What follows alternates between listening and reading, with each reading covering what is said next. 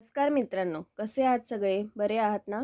आज आपण बघूया ठरलं तर मग या मालिकेचा आजचा म्हणजेच 30 डिसेंबरचा एपिसोड. एपिसोडच्या सुरुवातीला आपल्याला दाखवतात की सायली अर्जुनला म्हणते की मला हे अजिबात योग्य नाही वाटलं की कोणत्या बायकोला आपल्या नवऱ्यावर लक्ष ठेवायला आवडेल.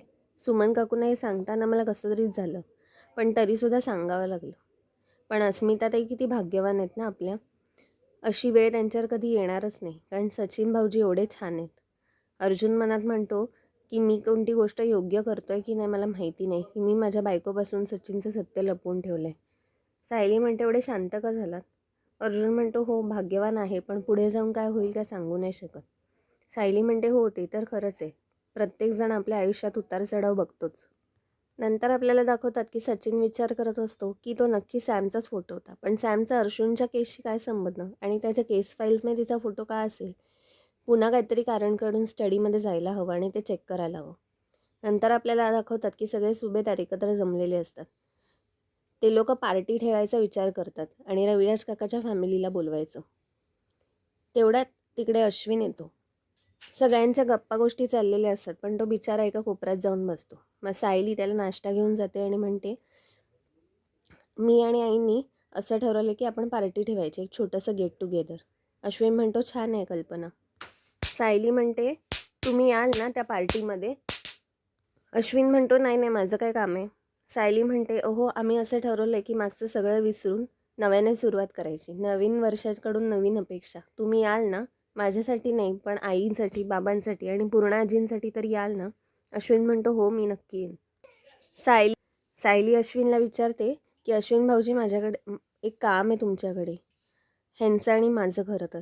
अश्विन म्हणतो काय काम आहे?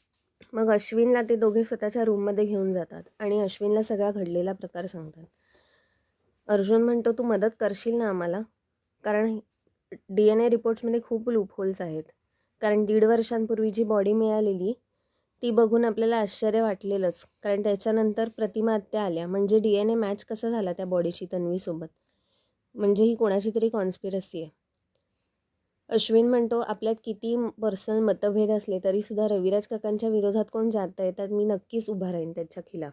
इकडे तन्वीच्या लक्षात येतं की अश्विन अर्जुनच्या खोलीत गेलाय. ती पटकन जाऊन त्याच्या खोलीच्या बाहेर उभी राहते, पण सायलीच्या हे लक्षात येतं की कोणतरी आलंय, म्हणून ती पटकन दार लावून घेते आणि म्हणते की ही गोष्ट आपल्यातच राहायला पाहिजे.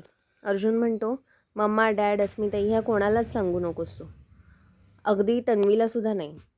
अश्विन म्हणतो का मी माझ्या बायकोपासून का सगळं लपवायचं? अर्जुन म्हणतो कारण ही केस खूप कॉन्फिडेन्शियल आहे, जोपर्यंत आपल्या हातात काही लागत नाही तोपर्यंत तू कोणालाच काही सांगू नकोस. अश्विन म्हणतो म्हणजे तुम्हाला असं वाटतं का तन्वी बाहेर जाऊन सगळ्यांना सगळं सांगेल? आता हा प्रॉब्लेम आहे का तुम्हाला? अश्विन म्हणतो आता तुम्ही ठरवा की तुम्हाला या केसमध्ये मी मदत करावी की नाही, कारण मी माझ्या बायकोपासून काहीच लपवणार नाही. अर्जुन म्हणतो अरे अश्विन असं काय बोलतोयस, तू नाही सांगू शकत तिला. अश्विन म्हणतो मी सांगणार, मी माझ्या बायकोपासून काहीच लपवणार नाही. सायली शेवटी म्हणते तिच्या जीवाला धोका आहे तरीसुद्धा धोका पत्करून तुम्ही सगळं सांगाल काय तिला? अश्विन म्हणतो काय? सायली म्हणते हो, महिपतला माहिती आहे की आम्ही दोघं त्याच्या मागावर आहोत. त्यांचा तुझ्यावर राग नाही आहे आणि तन्वीवरही नाही, पण एक गोष्ट लक्षात ठेवा, साक्षी तन्वीमुळे आत गेली आहे. या गोष्टीचा सूड तो कधीही उगवू शकतो आणि जर त्याला कळलं की DNA रिपोर्ट्ससाठी तुम्ही मला मदत करताय तर तो काय पिसाळेल तुम्हाला समजतंय ना? तुम्हाला प्रियाचा जीव जावा असं वाटतंय का? अश्विन म्हणतो नाही. सायली म्हणते मला प्रियाचं वागणं किती पटत नसलं तरीसुद्धा तिचा जीव जावा अशी माझी इच्छा नाही आहे, त्याच्यामुळे तुम्ही तिला काहीही सांगू नका. इकडे तन्वी म्हणते ह्यांनी तर दार लावून घेतलं आहे, आता मला कसं कळेल की हे लोक काय बोलतात आहेत? इकडे सचिनला सारखे फोन येत असतात. सचिन बाहेर जाऊन फोन घेतो. सचिनचा सीन असा झालेला असतो की सचिनला काही पैसे नसतात आणि खाण्यापिण्याचे वांदे झालेले असतात US मध्ये, म्हणून तो भारतात परत आलेला असतो कायमसाठी आणि त्याने इन्स्टॉलमेंटचे हफ्ते चुकवलेले असतात. त्याच्यामुळे सारखे बँकांकडून त्याला फोन येत असतात. सचिन म्हणतो मी देईन, मी पैसे देईन तुम्हाला परत, इथे आता आल्यानंतर माझं इन्कम चालू झालं आहे, मी देईनच लवकरच. तो माणूस म्हणतो तुझे खाण्यापिण्याचे वांदे आहेत आणि तू कसला इन्कम चालू केलास नवीन? तुझे काय अकाउंट फ्रीज झाल्यानंतर तू आम्हाला देणार आहेस का पैसे? सचिन म्हणतो नाही मी लवकरच पाठवतो तुम्हाला. इकडे तन्वी अश्विनला नाश्ता घेऊन जाते. अश्विनला म्हणते हे बघ मी तुझ्यासाठी नाश्ता आणलाय. अश्विन म्हणतो ठेव तिकडे. ती म्हणते अरे मगाशी मी तुला शोधत आले होते, पण विमलने सांगितलं तू अर्जुनच्या खोलीत गेलायस. नाही, मला बरं वाटलं तू तुझ्या भावाशी रिकनेक्ट करतोयस. मला काहीच प्रॉब्लेम नाही तुझं आणि अर्जुनचं नातं सुधारावं. पण काय बोलत होता अर्जुन? आणि सायली पण होती. सायली काय बोलत होती? अश्विन उडवाउडीची उत्तरं देतो. तन्वी म्हणते नाही तरी पण काय बोलत होते सांग ना मला, काय बोलत होते? तुला काय वेडवाकडं तर नाही ना बोलले? अश्विन म्हणाला गेट टुगेदर प्लॅन करतात त्याच्याबद्दल बोलत होते. ह्याच्यापेक्षा अजून मी तुला काही जास्त सांगू नाही शकत. मित्रांनो, आजचा भाग इथेच संपला. पुढील भागात आपल्याला दाखवतात की अर्जुन, सायली, चैतन्य आणि अश्विन व्हिडिओ कॅमेरा 1.5 वर्षापूर्वींचा बघत असतात. त्याच्यामध्ये आलेलं असतं की CCTV कॅमेरामध्ये एक माणूस डेड बॉडी दुसरी घेऊन चेंज करत असतो त्या डेड बॉडीने.